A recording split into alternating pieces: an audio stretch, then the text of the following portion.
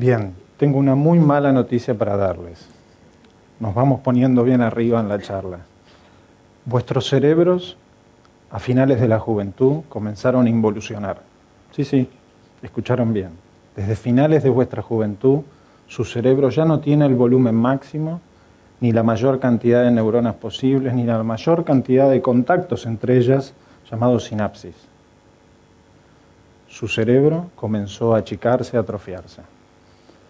Esto que parece temible, esto que parece desagradable, esto que parece espantoso, en realidad lo tendríamos que pensar en contexto evolutivo. ¿Acaso nosotros no vivíamos en la prehistoria producto de cientos de miles de años hasta esa edad? ¿No era adecuado desarrollar el máximo de nuestro potencial cerebral hasta esa edad? Por otro lado, fíjense qué interesante, muchas de las grandes ideas de grandes pensadores de nuestra civilización humana generaron sus proyectos más importantes hacia fines de la juventud. Un ejemplo, Albert Einstein. Él acuñó en la teoría especial de la relatividad a sus 26 añitos, las bases de la fórmula más popular de la física, como es energía igual a masa por velocidad de la luz al cuadrado. Esto que les cuento es lo que yo he dado en llamar, dentro del ciclo de la evolución del cerebro, de esta historia de la evolución del cerebro en cada uno de nosotros, el otoño de la vida del cerebro. Esta involución que comienza hacia fines de nuestra juventud. Pero para poder entender un poco esta historia de la evolución del cerebro, tenemos que empezar desde el principio de la historia. Y esta es nuestra primavera-verano. Es qué sucedió en nuestro cerebro en esa gestación, en ese embarazo, en el vientre de nuestra madre. ¿Qué sucedió en nuestra primera infancia? ¿Qué sucedió en nuestra adolescencia y en nuestra juventud? Fíjense qué extenso es nuestra primavera y verano. Durante todo este periodo nuestro cerebro está creciendo. Sin lugar a dudas, el periodo más crítico biológico para ese crecimiento es la gestación y la primera infancia. En ese momento, ese individuo está generando muchísimos aprendizajes. Sus neuronas están reproduciéndose, sí, escuchen bien. Las neuronas se reproducen, están creciendo, están multiplicando por cientos de miles sus contactos. Están básicamente aprendiendo. Esas neuronas básicamente de lo que nos están dotando es de la capacidad de ser individuos y sobrevivir como individuos, dentro de una familia, dentro de un clan y como especie.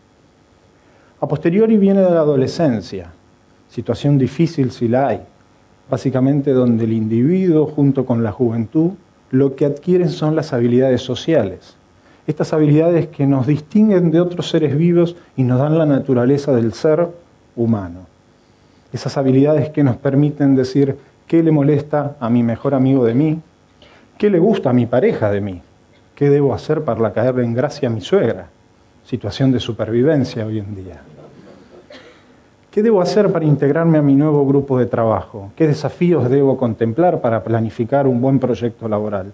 Todo eso son las habilidades que nuestro cerebro a lo largo de nuestra primavera y verano va adquiriendo. Nuestro cerebro fue desarrollándose a lo largo de todo este tiempo y lo que fue adquiriendo fue muchísima capacidad de aprender de la experiencia. Ahora dijimos que esto tenía un límite temporalmente. Y esto no nos tiene que decepcionar, porque de hecho, en contrapartida a esto, tenemos grandes hitos en la vejez. Miguel Ángel, por ser uno de los dos ejemplos que les voy a comentar hoy, Miguel Ángel esculpió la Piedad Florentina a sus 75 años. Goethe escribió el Fausto siendo octogenario. O sea que no necesariamente el otoño significa el final de la vida productiva, creativa de nuestro cerebro. Yo les conté que el otoño es una de las posibilidades de envejecer en nuestro cerebro. Cerebro que se va achicando, que va perdiendo neuronas, que va perdiendo contactos entre sí. Pero hay otra forma, una forma no normal, no esperable, con patología, con enfermedad, que yo he dado en llamar el invierno del ciclo de vida de nuestro cerebro. Un invierno con tormentas, un invierno con tempestades, un invierno arrasador, un invierno desolador. Y ese invierno claramente podría ser situaciones en las cuales nuestro cerebro se enferma producto de alteraciones en la circulación de la sangre, lo que conocemos como enfermedades cerebrovasculares o accidentes cerebrovasculares, o enfermedades infecciosas para el cerebro, o autoagresivas que se conocen como enfermedades autoinmunes, o las tan conocidas enfermedades neurodegenerativas donde se depositan algunas sustancias tóxicas para el propio cerebro y nos alteran la arquitectura y la funcionalidad propia del cerebro. El invierno en el cerebro nos puede generar síntomas, síntomas que en realidad van a atentar contra el funcionamiento de los individuos.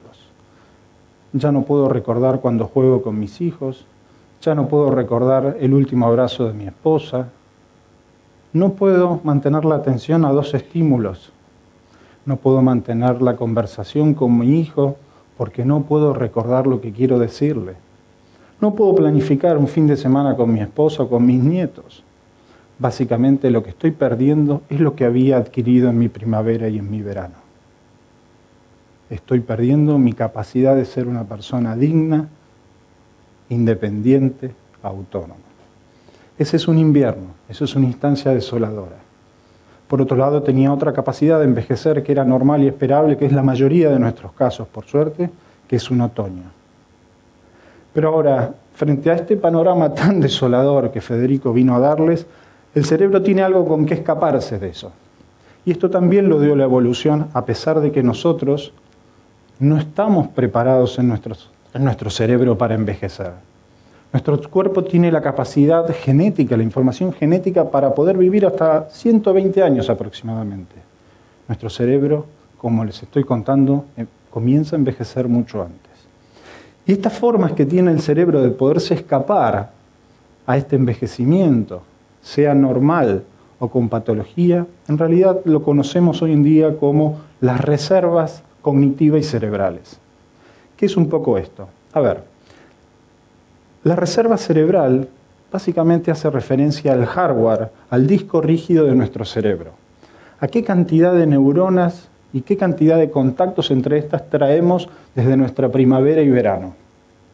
Cuanto mayor reserva traigamos cerebral, mejor situación tendremos para afrontar el otoño y el invierno que nos toque.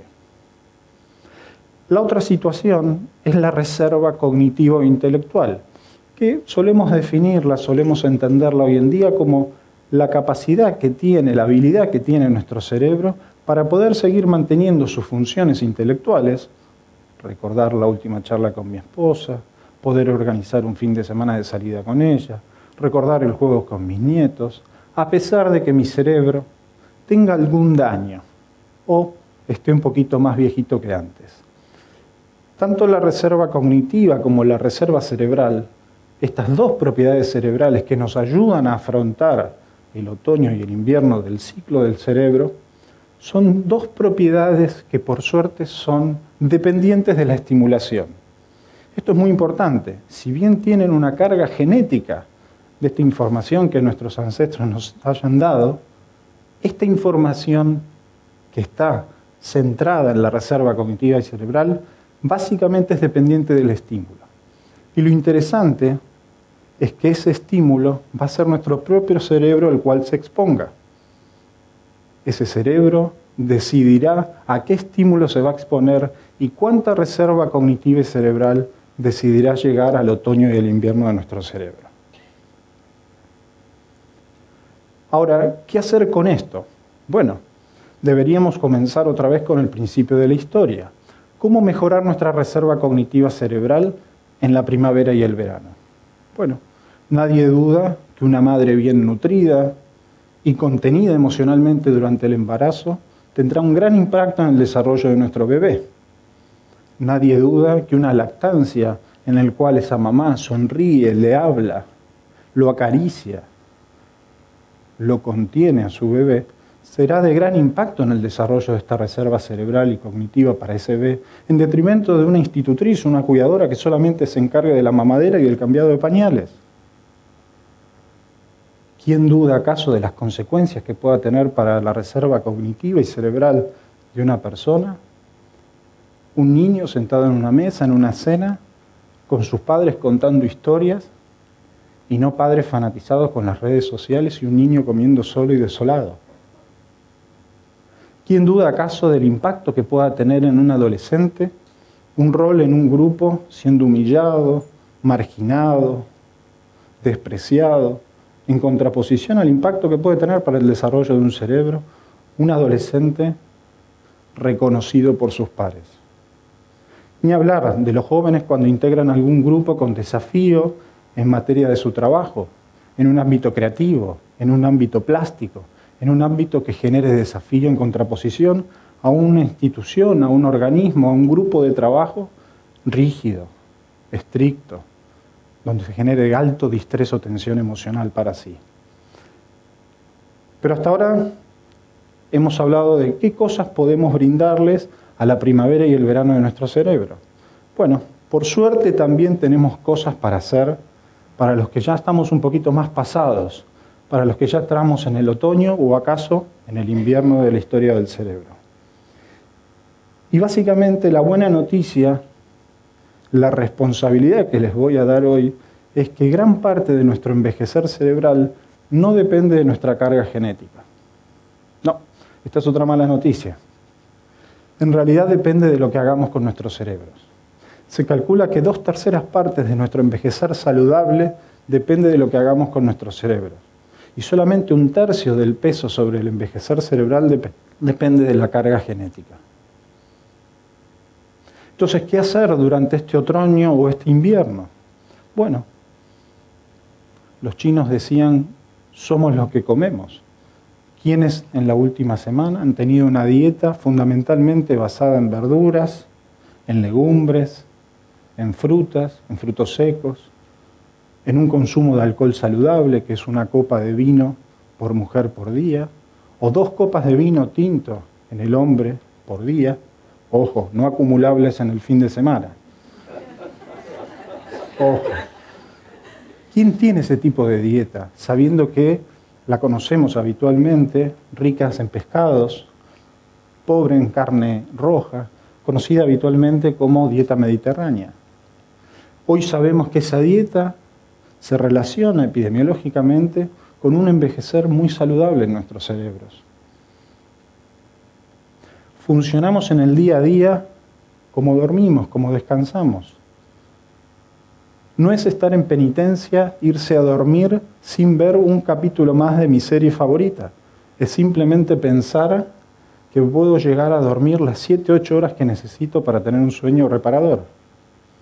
No es estar en penitencia, irme a la cama siendo un adulto, no consultar las redes sociales ni mis mails antes de irme a dormir y evitar la estimulación de las pantallas que sabemos que alteran nuestra arquitectura normal y saludable del sueño. Por último, algo que nos queda para esta etapa de la vida, este otoño y este invierno, es plantearnos desafíos cognitivos en tareas nuevas. Aquí podemos imitar a Leonardo da Vinci, quien escribía sus manuscritos, por ser un poco suspicaz Leonardo, mirando un espejo. Él no escribía mirando la hoja, él escribía mirando un espejo. Eso es un poderoso estímulo para nuestro cerebro. O podemos probar, en todo caso, algo más sencillo, como es cepillarnos los dientes con la mano que habitualmente no utilizamos.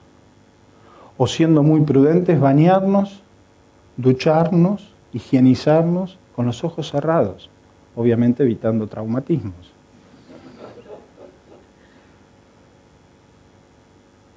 ¿Y quién no podría probar llegar a su casa por caminos distintos y no usar siempre el mismo, lo cual en general en el cerebro solamente eso genera una práctica y no un desafío? Lo estimulante para nuestro cerebro es lo desafiante, no la práctica constante de un mismo hito. La naturaleza y la evolución nos dotó de un órgano fascinante, como es el cerebro. Este cerebro tiene la capacidad de guiarnos en el propio desarrollo de este órgano del cerebro y de definir de alguna manera su destino, un otoño o un invierno, síntomas o no síntomas. ¿Cómo? A través de los hábitos.